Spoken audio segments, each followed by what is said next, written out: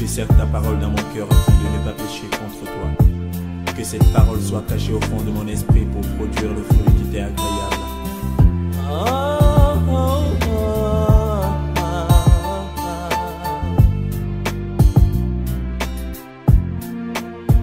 Plus que jamais j'aime ta parole.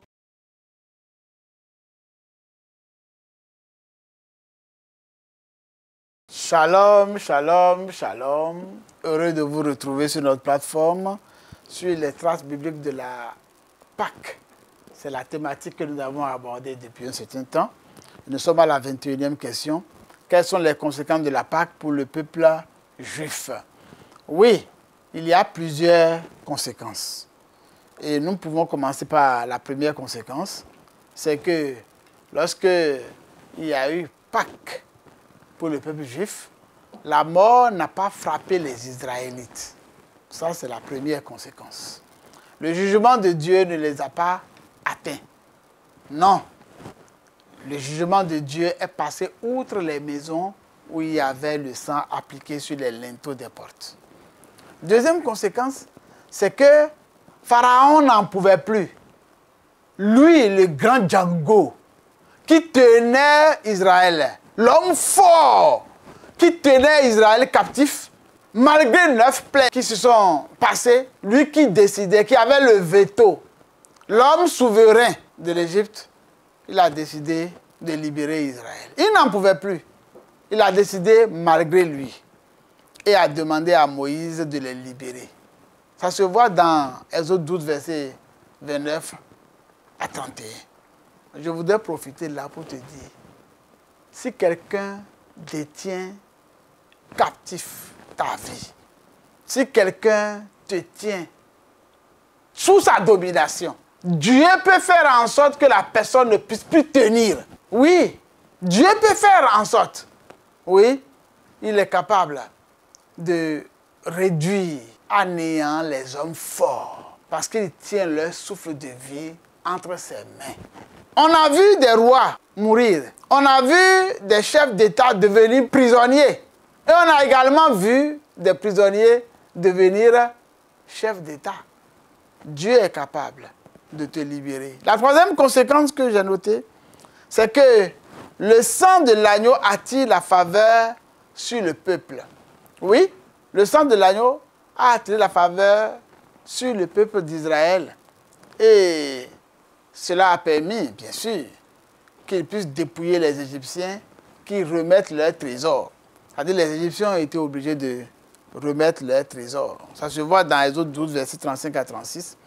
Les esclaves demandent or et argent et les seigneurs donnent à tous les esclaves.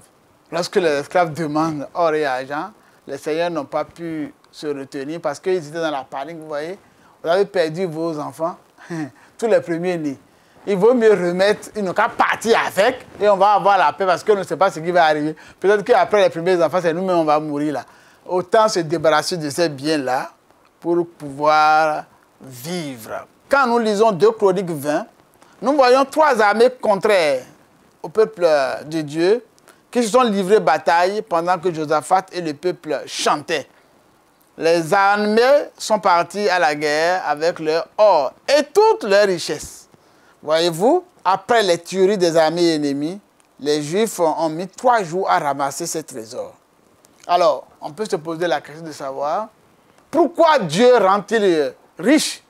Pourquoi le fait-il? Pourquoi Dieu rend-il riche? Oui, Dieu rend riche pour confirmer son alliance. Quand vous lisez Deutéronome 8, verset 18, vous pouvez vous en apercevoir. Et puis dans le désert, Dieu dit au peuple de faire une offrande pour construire son tabernacle.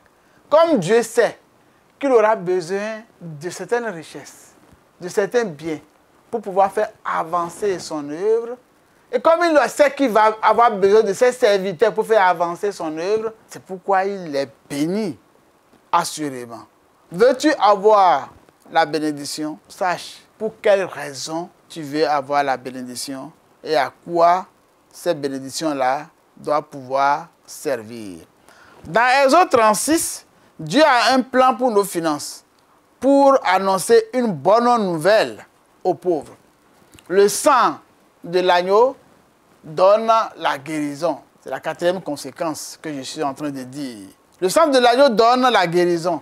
Vous voyez, quand on regarde Psaume 105, verset 37, le verbe chanceler fait allusion à la maladie en hébreu.